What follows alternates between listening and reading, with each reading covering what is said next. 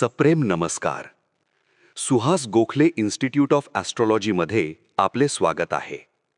ह्या व्हिडिओच्या माध्यमातून मी एक केस स्टडी आपल्यासमोर सादर करत आहे. पण त्यापूर्वी एक निवेदन. या व्हिडिओमधला आवाज हा माझा नाही, तो AI तंत्र वापरून निर्माण केला आहे. अर्थात AIचा वापर फक्त आवाजापुरताच मर्यादित आहे. ही केस स्टडी माझ्याकडे आलेल्या एका जातकाची आहे. ती सत्य घटनेवर आधारित आहे. ही सर्व केस, तिची हिस्ट्री, दाखवण्यात आलेले सर्व चार्ट्स, त्याचे केलेले ॲनालिसिस, काढलेले निष्कर्ष, घेतलेला ताळा-पडताळा, हे सर्व कंटेंट माझे स्वतःचे आहेत. हे कंटेंट तयार करण्यासाठी कोणत्याही प्रकारे AIची मदत घेतलेली नाही. हा व्हिडिओ माझ्या सुमारे 40 वर्षांच्या अभ्यासातून आणि अनुभवातून निर्माण झाला आहे. आवाजासाठी AI वापरण्याचं कारण अगदी साधं आहे. ऑडिओ रेकॉर्डिंग आणि त्याचं प्रोसेसिंग हे फार वेळ काढू काम आहे. सध्या प्रकृती अस्वास्थ्यामुळे हा ताण घेणे मला शक्य नसल्याने केवळ नाईलाजाने हा पर्याय निवडला आहे. AI तंत्राने निर्माण केलेला आवाज वगळता हा व्हिडिओ कोणत्याही अंगाने AI जनरेटेड व्हिडिओ नाही. व्हिडिओतला आवाज AI निर्मित आहे म्हणजे सगळा व्हिडिओच AI जनरेटेड असणार असा कोणाचा गैरसमज होऊ नये म्हणून हा खुलासा करावा लागत आहे. धन्यवाद. व्हिडिओ पुढे चालू. आपण अभ्यासत आहोत एक केस स्टडी, खोसला का घोसला. ह्या केस स्टडीच्या दुसऱ्या भागात कन्सल्टेशन चार्टचा अधिक सखोल अभ्यास करून आपण बरेच तपशील मिळवले. विक्रेता प्रॉपर्टीबद्दल अनेक बारकावे हाताला लागले, व्यवहार कसा आणि केव्हा होईल ह्याचा अंदाज बांधला. खोसला अंकलच्या प्रश्नाचे अगदी तपशीलवार उत्तर आपण मिळवू शकलो. खरे तर केस इथे बंद झाली आहे, पण नक्षत्र पद्धती या लोकप्रिय ज्योतिष तंत्राने ह्याच प्रश्नाचे उत्तर मिळवता येईल का आणि ते उत्तर वेस्टर्न पद्धतीने मिळालेल्या उत्तराशी कितपत जुळते ही उत्सुकता होती. त्यामुळे केस स्टडीच्या ह्या तिसऱ्या आणि अंतिम भागात आपण खोसला अंकलच्या त्याच प्रश्नाचे उत्तर नक्षत्र पद्धतीने मिळवायचा प्रयत्न करू. तसेच जातकाने दिलेला पडताळा काय होता हे पण बघू. खोसला का घोसला भाग 3. वेस्टर्न होरारीने आपले काम चोख बजावले आहे. आता नक्षत्र पद्धतीने हाच प्रश्न सोडवून पाहू. खोसला अंकलला जन्मवेळच काय पण जन्मतारीखही माहिती नव्हते. तेव्हा प्रश्नकुंडलीचाच आधार घ्यावा लागणार होता. मी खोसला अंकलला प्रश्नकुंडलीबाबत थोडक्यात सांगून त्यांना एक होरारी नंबर द्यायला सुचवले. खोसला अंकलनी नंबर दिला 70. खोसला अंकलनी दिलेल्या 70 ह्या होरारी क्रमांकावरून बनवलेली प्रश्नकुंडली आपल्या समोर आहे. प्रश्नकुंडलीचा तपशील. दिनांक 12 जानेवारी 2014. वेळ 12:19:04. स्थळ देवळाली कॅम्प, नाशिक. होरारी क्रमांक 70. अंकलनी विचारलेला प्रश्न वास्तू खरेदी होईल का असा आहे. वास्तू खरेदीचा व्यवहार सामान्यतः 2 व्यक्तींत होतो. जातकपत्रिकेतल्या प्रथम भावावरून बघतात तर ज्याच्याशी व्यवहार होणार ती व्यक्ती सप्तम स्थानावरून पाहतात. पत्रिकेतले धनस्थान हे जातकाचा पैसा दाखवते, पर व्ययस्थान हे जातकाचा खर्च दाखवते. अष्टमस्थान हे सप्तमाचे धनस्थान असल्याने त्यावरून दुसऱ्या पार्टीला होणारा लाभ कळेल. जातक वास्तू विकत घेणार आहे, जी विक्रेत्याच्या मालकीची आहे. विक्रेता सप्तम भावावरून बघत असल्याने सप्तमाचे चतुर्थ हे त्या विक्रेत्याची वास्तू म्हणजे जी जातक विकत घेऊ इच्छितो आहे म्हणजे दशमस्थान. दशमस्थान हे विक्रीचा विषय असलेली वस्तू असल्याने दशमाचे व्ययस्थान नवमस्थान हे विक्रेत्याने त्या वास्तूचा ताबा सोडणे दाखवते. षष्ठमस्थान हे प्रश्नकर्त्याने वास्तू खरेदीसाठी घेतलेले कर्ज दाखवते. चतुर्थ भाव जातकाचे घर दाखवते. हे घर जातकाचे सध्याचे वास्तव्य स्थान असेल किंवा खरेदी करण्याची इच्छा असलेले, दोन्हीसाठी चतुर्थ स्थानच वापरायचे. म्हणजे जी वास्तू खरेदी केली जाणार आहे ती चतुर्थ स्थानावरूनच पाहावी लागेल. लाभस्थान हे इच्छापूर्तीचे म्हणून तपासावे लागते. ह्याशिवाय खरेदी केलेल्या घरात जातकाने राहायला जाणे तसेच खरेदीची कागदपत्रे, करार, मदार करणे इत्यादीसाठी तृतीय भाव महत्त्वाचा असतो. जर जातक जागा खरेदीसाठी कर्ज घेणार असेल तर षष्ठम आणि द्वितीय स्थाने पण विचारात घ्यावी लागतात. ह्यात चतुर्थ भाव हा मुख्य म्हणजे प्रिन्सिपल भाव मानला जातो. चला तर मग पाहूया खोसला अंकलना वास्तू मिळते का नाही ते. वास्तू खरेदीसाठी चतुर्थ भाव हा मुख्य भाव असल्याने वास्तू खरेदीचा योग आहे का नाही हे पाहण्यासाठी ह्या चतुर्थाचा सब लॉर्ड तपासला पाहिजे. चतुर्थाचा सब लॉर्ड राहू आहे. इथे एक महत्त्वाचा नियम तपासावा लागतो. तो नियम म्हणजे प्रश्न संदर्भातल्या प्रमुख भावाचा सब लॉर्ड वक्री ग्रहाच्या नक्षत्रात नसावा. इथे चतुर्थाचा सब लॉर्ड राहू स्वतःच्याच नक्षत्रात असल्याने हा नियम पाळला गेला आहे. कारण तांत्रिकदृष्ट्या राहू वक्री असला तरी तो सदैव वक्रीच असल्याने त्याला मार्गीच मानले जाते.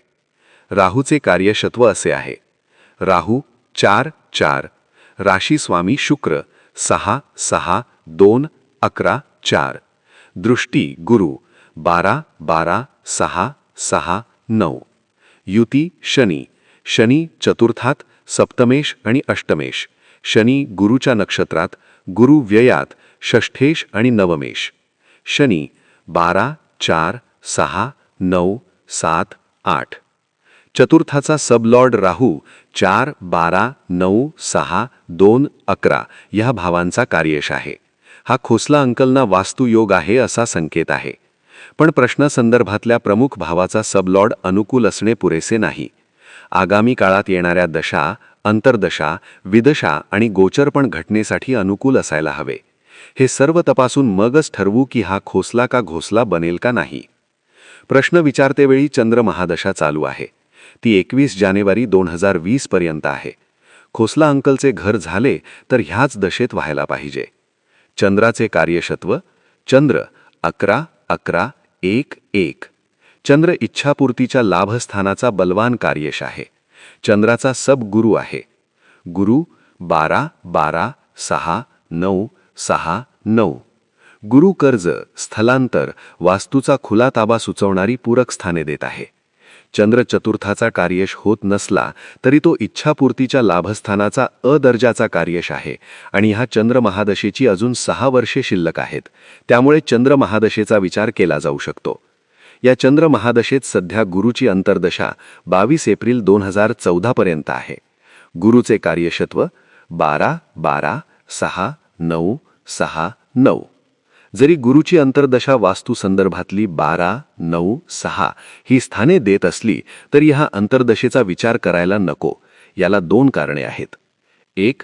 महादशा स्वामी चंद्र वास्तू संदर्भातले चतुर्थ स्थान देत नाही, मग निदान अंतर्दशा स्वामी तरी चतुर्थाचा किंवा ब दर्जाचा कार्यश असावा, पण गुरु चतुर्थाचा कार्यश नाही. 2. प्रश्न जानेवारीत विचारला आहे. गुरु अंतर्दशेचा काळ अवघ्या 4 महिन्यांचा उरला आहे.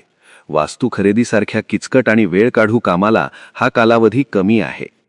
गुरुनंतर शनीची अंतर्दशा 21 नोव्हेंबर 2015 पर्यंत आहे. खोसला अंकलना व्यवहार पूर्ण करायला पुरेसा वेळ उपलब्ध आहे. पण शनी अंतर्दशेत त्यांची इच्छा पूर्ण होईल का? शनी चतुर्थात, अष्टमेश आणि सप्तमेश आहे. शनी गुरुच्या नक्षत्रात. शनीचे कार्यशत्व 12, 4, 6, 9, 8, 7. शनीचा सब गुरु आहे. गुरु 12-12, 6-9, 6-9. म्हणजे शनी अंतर्दशा वास्तूसाठी अनुकूल आहे. तो चतुर्थाचा दुसऱ्या दर्जाचा कार्यश आहे. शनी अंतर्दशेचा कालावधी आहे सुमारे 1.5 वर्षाचा. आता ह्या कालावधीत घर घेणे होईल हे सांगणे हे स्थूल भविष्य झाले. त्यामुळे शनीच्या अंतर्दशेतल्या विदशा तपासू. शनीच्या अंतर्दशेत सगळ्याच ग्रहांच्या विदशा येणार आहेत. त्यातली कोणती निवडायची? जागा खरेदी म्हणजे साठेखत, सेल डीड अशी कागदपत्रे आली. तसेच घर बदलणे पण होणार. यासाठी तृतीय भावाचा विचार करायला हवा. आपला दशास्वामी चंद्र आणि अंतर्दशा स्वामी शनी दोघेही तृतीय भावाचे कार्यश नाहीत. तेव्हा आपल्याला तृतीय भावाच्या एखाद्या दर्जाच्या कार्यश ग्रहाची विदशा निवडायला पाहिजे. तृतीय भावाचे 2च कार्यश आहेत, बुध आणि मंगळ. पण मंगळाचे कार्यशत्व 11, 3, 1, 10, 5 हे जागा खरेदीपेक्षा जागा विक्रीला अनुकूल आहे. तेव्हा मंगळ आपल्याला चालणार नाही. बुध षष्ठात, व्ययेश व तृतीयेश. बुध रवीच्या नक्षत्रात, रवी षष्ठात व द्वितीयेश. म्हणजे 6, 6, 2, 12, 3 असे आहे. बुधाचा सब बुध आहे. बुधाची विदशा आपल्याला चालू शकेल. आता आपली चंद्र, शनी, बुध अशी साखळी तयार होऊ शकते. आता गोचरीचा कौल बघितला पाहिजे. गोचरीचा विचार करताना आपला अपेक्षित कालावधी वर्षाच्या आतला असल्याने रवीचे भ्रमण तपासले पाहिजे. आपली साखळी चंद्र, शनी, बुध अशी असल्याने रवीचे गोचर भ्रमण चंद्राची रास शनीचे नक्षत्र किंवा शनीची रास चंद्राचे नक्षत्र असे असायला हवे. अशी जोडी नाही मिळाली तर शनी बुध यांची अशा पद्धतीने जोडी जमते का ते पाहायचे. चंद्राच्या महादशेत 22 एप्रिल 2014ला शनीची अंतर्दशा चालू होणार. या शनी अंतर्दशेत बुधाची विदशा 23 जुलै 2014 या दिवशी चालू होते आणि 13 ऑक्टोबर 2014 संपते. आपल्याला ह्या कालावधीतले गोचर तपासायचे आहे. 23 एप्रिल 2014ला रवी मेषेत मंगळाच्या राशीत आहे. हे चालणार नाही. रवी नंतर वृषभेत जाईल, पण वृषभेचा स्वामी शुक्र आपल्या साखळीत नाही. त्यानंतर रवी मिथुनेत म्हणजेच बुधाच्या राशीत असेल. तो 15 जून ते 17 जुलै 2014 ह्या काळात असेल. ह्या कालावधीत बुधाची विदशा नाही. रवी 17 जुलैला चंद्राच्या राशीत म्हणजे कर्केत दाखल होईल. कर्केत गुरु, शनी आणि बुधाची नक्षत्रे आहेत. आपली साखळी चंद्र, शनी, बुध अशी आहे. रवी 20 जुलैला शनीच्या नक्षत्रात येईल, पण त्यावेळी बुध विदशा चालू झालेली नसणार. ती चालू होईल 23 जुलै 2014 रोजी. 23 जुलै 2014ला रवी बरोबर चंद्राच्या राशीत, शनीच्या नक्षत्रात आणि बुधाच्या सदमध्ये असेल. आपली चंद्र, शनी, बुध ही साखळी इथे पूर्ण होते. 23 जुलै 2014च्या आसपास वास्तू खरेदी होईल, हाच आपला कालनिर्णय. मग होणार का खोसला का घोसला?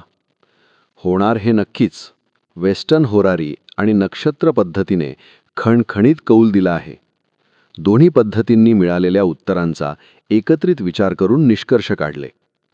जागेची मालकी एका स्त्रीकडे आहे किंवा जागेच्या व्यवहारात एका स्त्रीचा महत्त्वाचा सहभाग आहे. तिचा शब्द अखेरचा मानला जाईल अशी परिस्थिती आहे.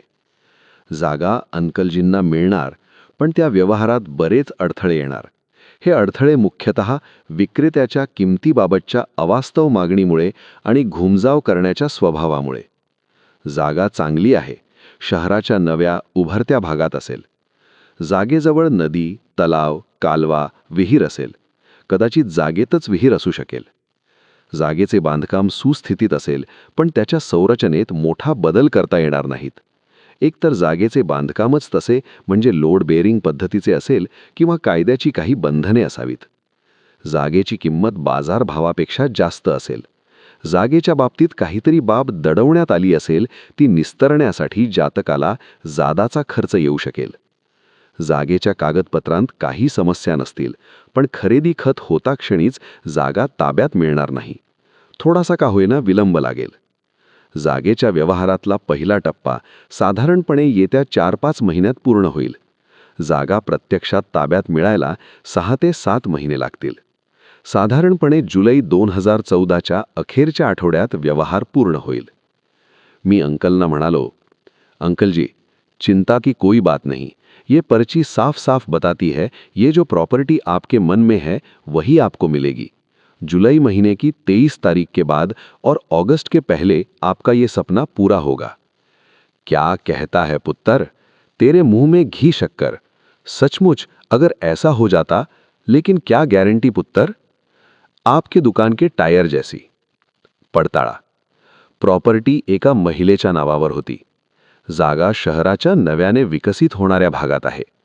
जागेजवळच एक नैसर्गिक तलाव आहे. जागेचे बांधकाम लोड बेअरिंग पद्धतीचे आहे, त्यात मोठे बदल करणे शक्य नाही. जागेच्या एका हिस्स्यातून एका अप्रोच रोडसाठीचे हक्क दुसऱ्या एका व्यक्तीला देण्यात आले आहेत. ही बाब जातकापासून लपवून ठेवण्यात आली होती. हे दिलेले हक्क रद्द करण्यासाठी जादाचा खर्च अंकलजींना करावा लागणार आहे. मे महिन्यात अंकलनी विसारत देऊन साठेखत केले, पण त्या महिनेने नंतर शब्द फिरवला. साठेखत रद्द करायला निघाली. अंकलनी त्या महिलेच्या इतर नातेवाईकांमार्फत मध्यस्थी करून त्या महिलेचे मन वळवले. अखेर हो ना करत जुलैच्या 28 तारखेला खरेदी खत झाले. जागा ताब्यात देताना त्या महिलेने खळखळ केली, रडारडी केली, तमाशा केला. पण शेवटी खरेदी खत केल्यानंतर 20 दिवसांनी जागेचा ताबा प्रत्यक्षात अंकलना मिळाला. नक्षत्र पद्धतीने आपल्याला घटनेची तारीख अचूक दिली, यात शंकाच नाही. एक घटनेची अचूक तारीख वगळता नक्षत्र पद्धती कोणतीही अतिरिक्त माहिती देऊ शकली नाही. वर्णनात्मक भाग, तपशील इत्यादी बाबींबाबत नक्षत्र पद्धती अगदीच कमकुवत वाटली. त्या तुलनेत वेस्टर्न होरारीने कालनिर्णय स्थूल मानाने दिला, पण घटनेच्या संदर्भात दिलेले बारीक-सारीक तपशील केवळ थक्क करणारे होते. अचूक तारखेपेक्षा घटनेसंदर्भातले तपशील मिळणे 100 पटीने उपयोगी नाही का? तुम्हीच ठरवा. सप्टेंबरात खोसला अंकल देवळाली सोडून गेले. जाण्यापूर्वी अंकल मला भेटायला आले होते. आम्ही दोघेही दुःखी होतो. त्यांना देवळाली सोडून जायचे दुःख होते, तर मला पुत्तर अशी प्रेमाने थपथपलेले हाक मारणारे आता कुणी उरले नाही याचे.